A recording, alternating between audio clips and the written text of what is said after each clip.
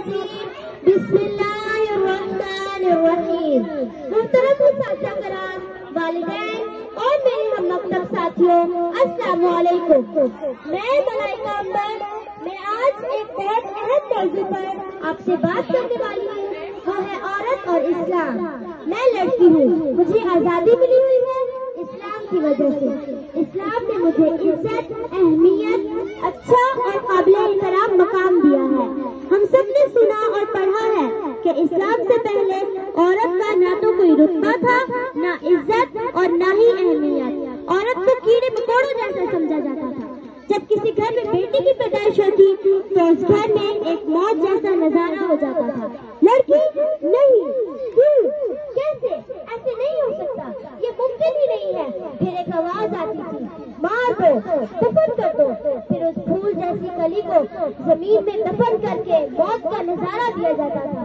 بیٹی علامت تھی موت کی، بیٹی پیدا ہونے کا مطلب تھا موت، کیونکہ بیٹی پیدا ہوئی تو اسے قبر میں دبا کر موت کا نظارہ دیا جاتا تھا۔ ذرا اپنے آپ کو ان بچیوں کی جگہ رکھ کر تو سوچو۔ لیکن پھر اس دنیا میں اسلام کا نور چمکا، عورت کو زمین سے اٹھا کر آسمان پر بٹھایا گیا، اس کو عزت، مقام، پیار، حصہ ملا، وہ سب ملا جس کی وہ حقدار تھی۔ میرے والدین میری غمی، خوشی، پسند، ناپسند، تعلیم و تربیت پر غور کرتے ہیں، مجھے اہمیت دیتے ہیں۔ اسلام نے ہمیں آزادی دے کر ہم پر احسان کیا، لیکن افسوس، بہت افسوس کے ساتھ مجھے یہ کہنا پڑ رہا ہے کہ اسلام نے جو آزادی دی ہم نے اسے بے حیائی میں بدل دیا۔ آزادی دی تھی ہمارے تحفظ کے لیے، ہمارے اوپر پردہ، دوپٹہ، حجاب سب کو لازم اور فرض قرار دیا تھا۔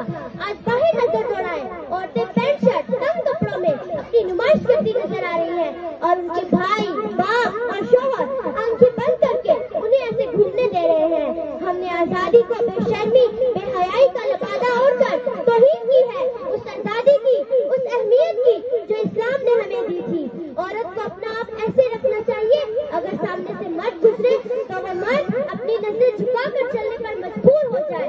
خدایا جا کے وہ باپ، وہ بھائی، وہ شوہر جو اپنی عورتوں کو بے حیائی کے نام پر آزادی دے رہے ہیں۔ شکریہ۔